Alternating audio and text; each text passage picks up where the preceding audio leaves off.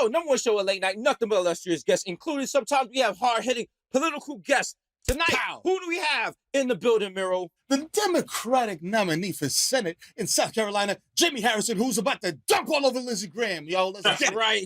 You're You know what I'm up saying? Jaime Harrison running against Lindsey Graham. Jaime, how's it Yes. going, my man? Oh man, it's great. It's so great. You know, we are just we're tied up with Lindsey Graham in the polls, and I feel good about where we are, man. Listen, Yo, because it's been a while. It's It's been a while. It's been since what is he? 06. Like he's been an incumbent for quite some time, and like he's. Oh, I mean, Lindsey's been in D.C. for almost 25 years. He's been in the Senate for 17 of them, and so you know, he just turned 65. A few weeks ago. So now he can get his Medicare, and we can give him the gold watch and everything else, and he can just come on home.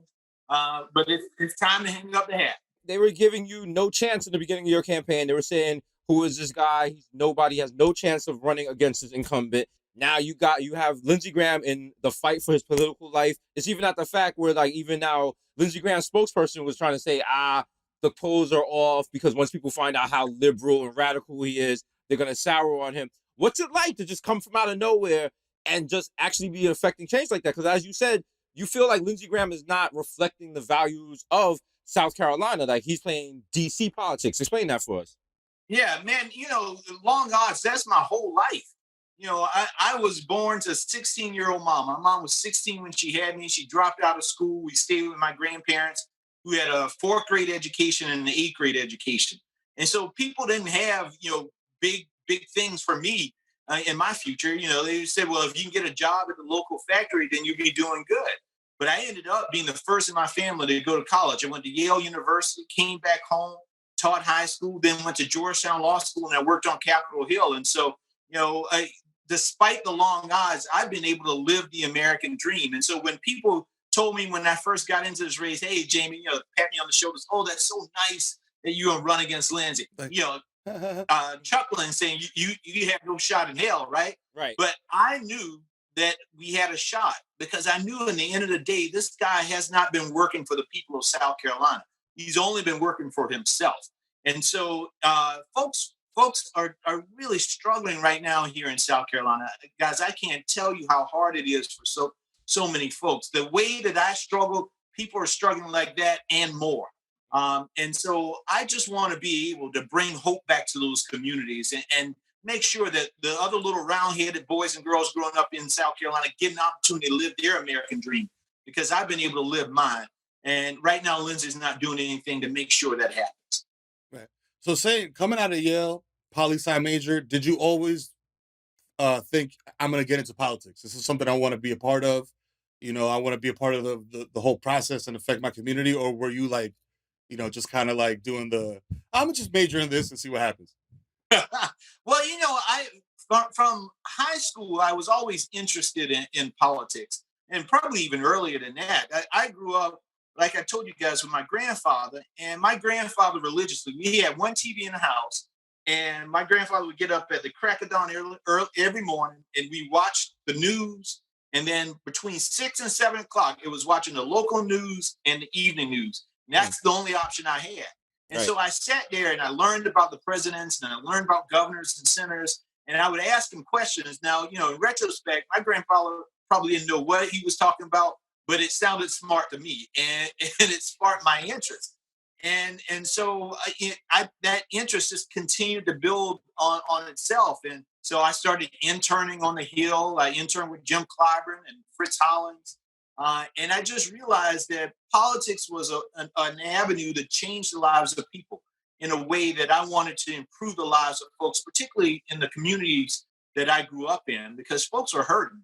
And I didn't know any other way to really affect that change other than going through the political process. True.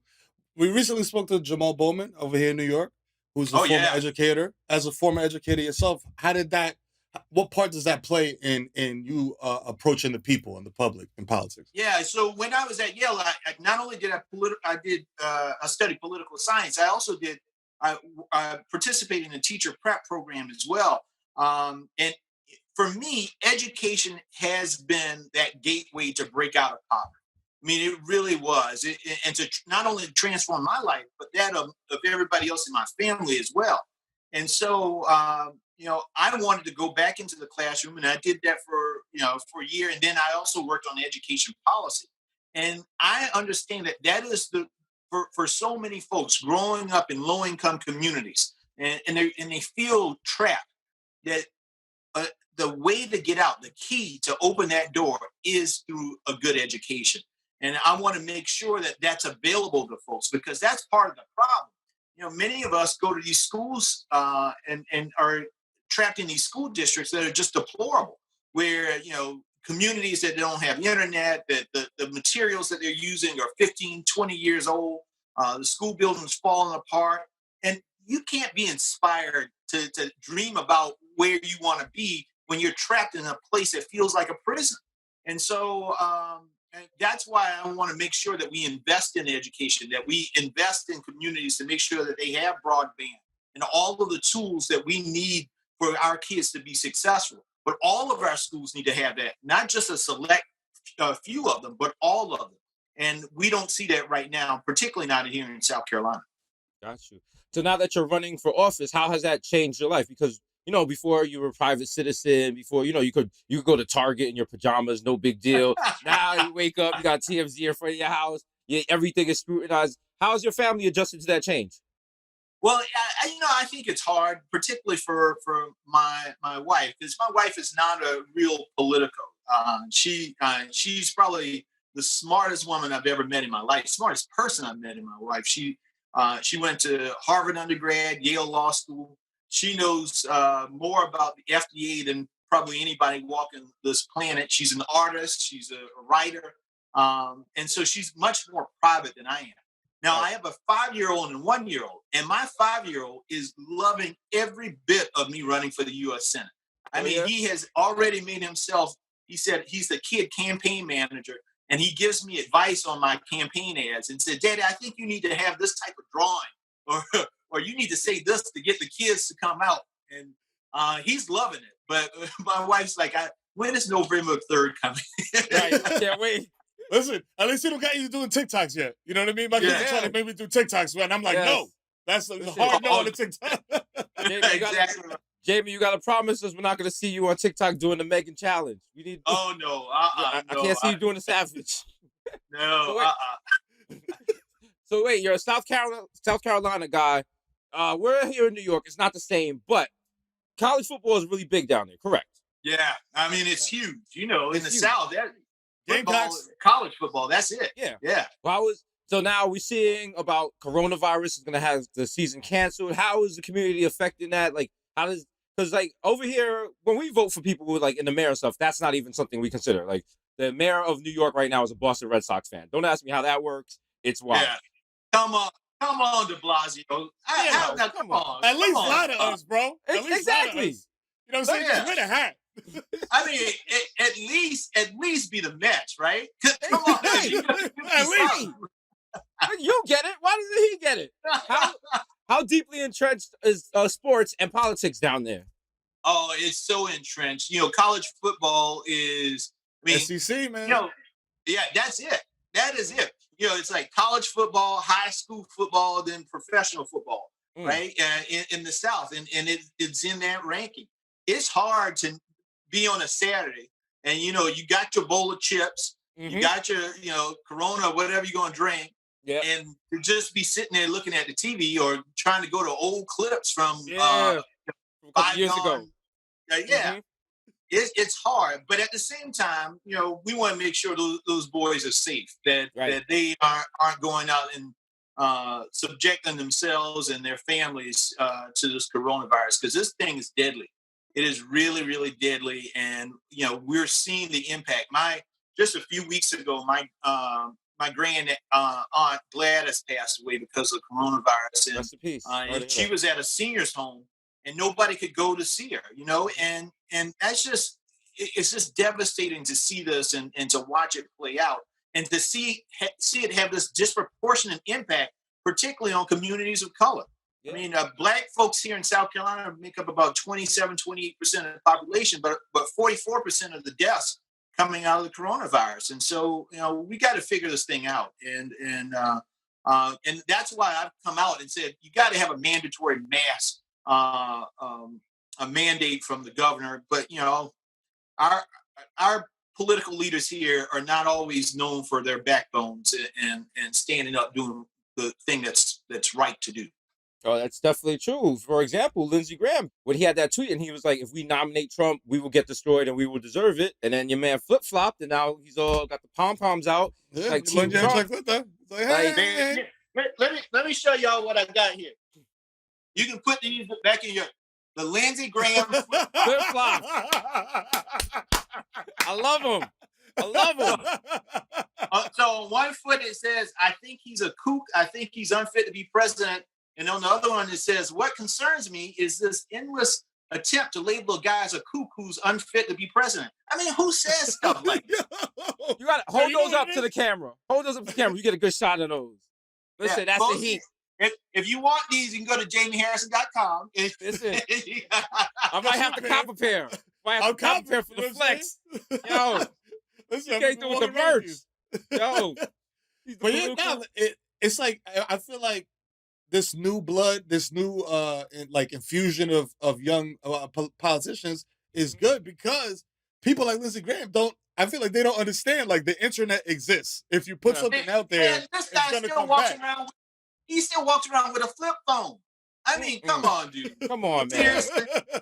Seriously, a flip phone. Come on now. You walking around like he's in a Nelly video. Come on, man. Get rid of the flip. Oh man.